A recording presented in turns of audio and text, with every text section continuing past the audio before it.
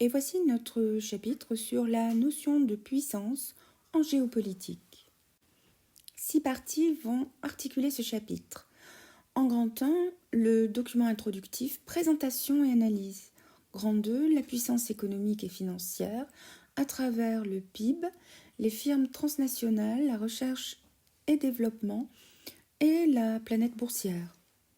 En 3, la puissance culturelle, la langue et le modèle culturel.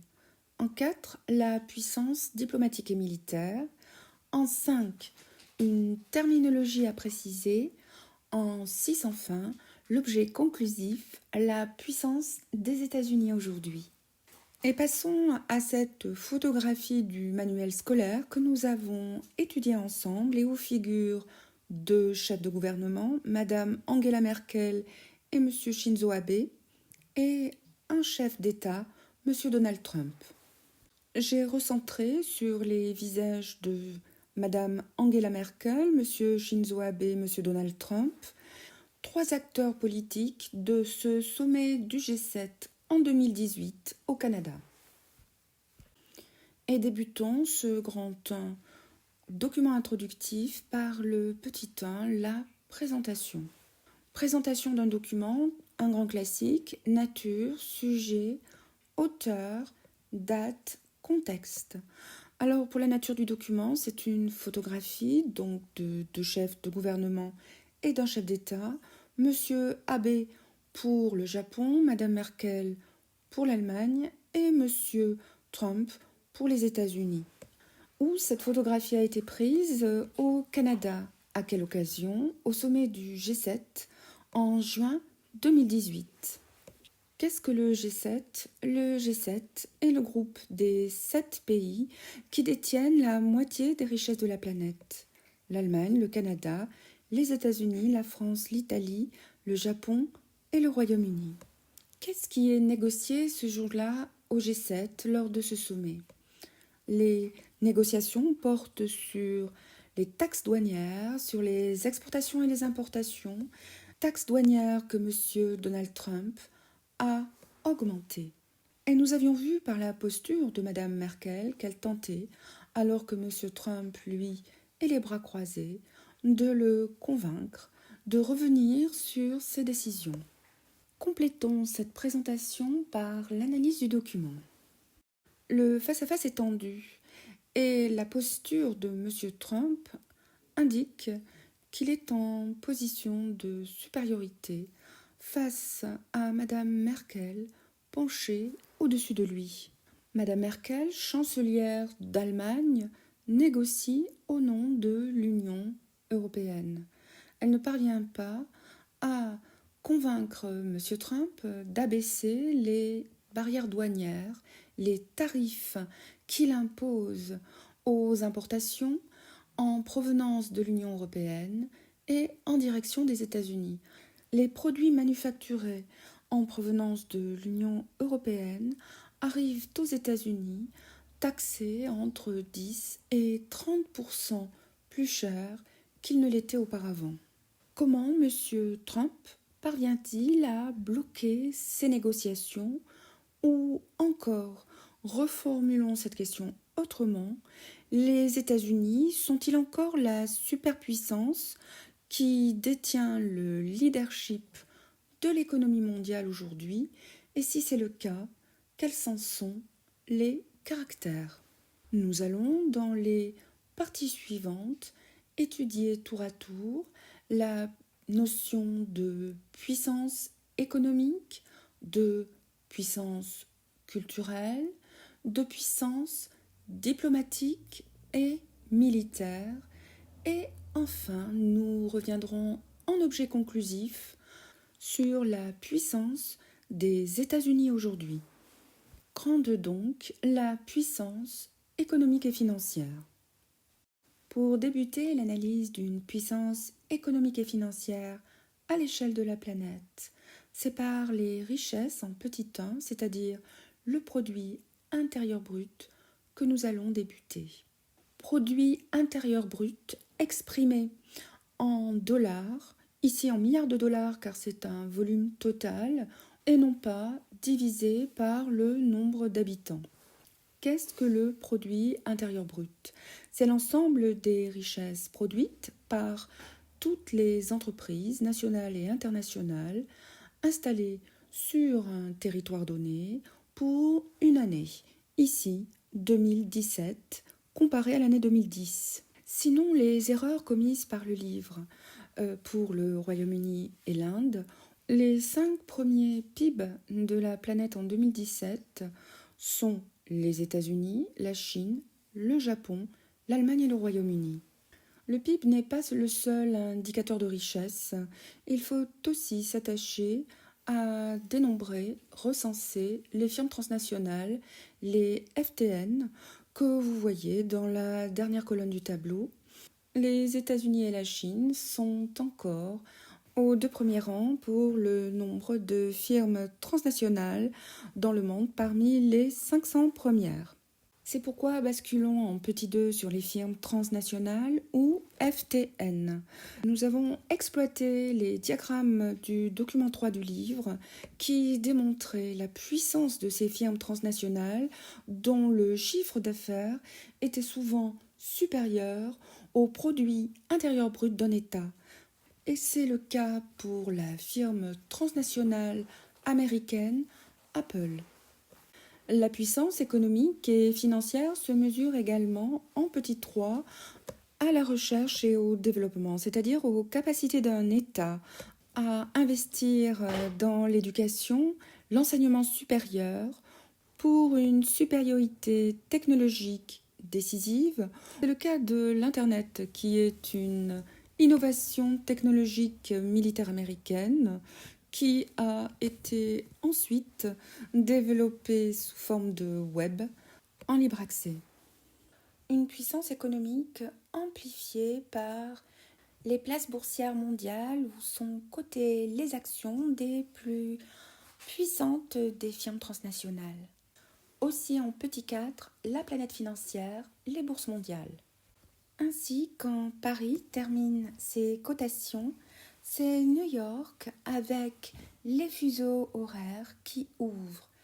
Quand New York termine sa cotation à 15 heures, c'est la bourse de Tokyo qui prend le relais, d'où ce flux des cotations perpétuelles que vous avez sur ce planisphère polaire. Les flux de capitalisation boursière en milliards de dollars, les investissements dans le monde, investissements directs à l'étranger, également en milliards de dollars que vous voyez sur ce planisphère, ne s'interrompent jamais. Une question intéressante à se poser, comment une puissance économique se construit à partir également d'un modèle culturel qui s'exporte. Voyons notre grand 3. Une puissance culturelle. Une puissance culturelle avec en petit temps la suprématie de la langue. Et évidemment, l'on ne peut qu'avancer celle de l'anglais, utilisé aujourd'hui par plus de 355 millions de locuteurs natifs, mais surtout l'anglais est la langue universelle et officielle dans plus de 75 pays.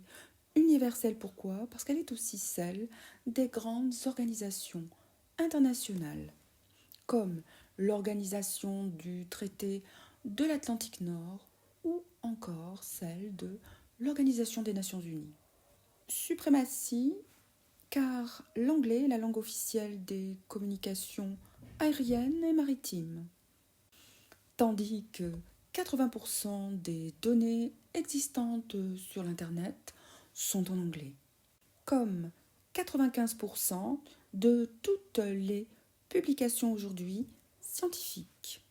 Et nous avions vu quelle est la langue internationale de l'apprentissage scolaire qui vous est systématiquement proposée à l'école primaire ou en première langue au lycée. Et voyons au-delà d'une langue ce qui fait dans la culture la puissance d'une civilisation et par extension évidemment d'un État aujourd'hui. En petit 2, un modèle culturel mondialisé que j'ai évidemment centré sur les États-Unis en vous proposant pour ce modèle culturel ce que nous avions énuméré ensemble en cours, la musique, avec le jazz et le blues, qui viennent des États-Unis, mais pas seulement.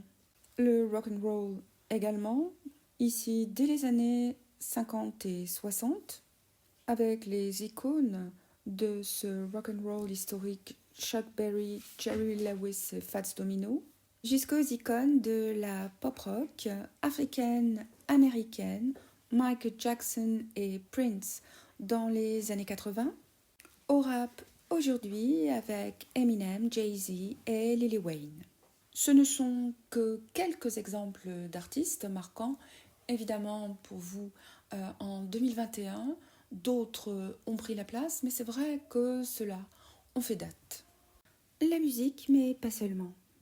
C'est aussi par le cinéma, les blockbusters, c'est-à-dire les films qui cassent la baraque, qu'une culture se mondialise. 3 d'entre eux dans les années fin des années 70, années 80-90. Pour la science-fiction, Alien, le 8e passager de Ridley Scott, Terminator de James Cameron et la liste de Schindler de Steven Spielberg. Un clin d'œil également au cinéma d'aujourd'hui avec toute la déclinaison des Avengers basée sur des héros et des héroïnes, des comics, des bandes dessinées des années 40-50 de Marvel. Les séries télévisées également comme Friends ou encore Doctor House. Ce modèle culturel mondialisé qui culmine dans les réseaux sociaux, Facebook, Twitter, Pinterest, LinkedIn, Tumblr, avec le réseau Facebook que j'ai choisi ici comme exemple détaillé.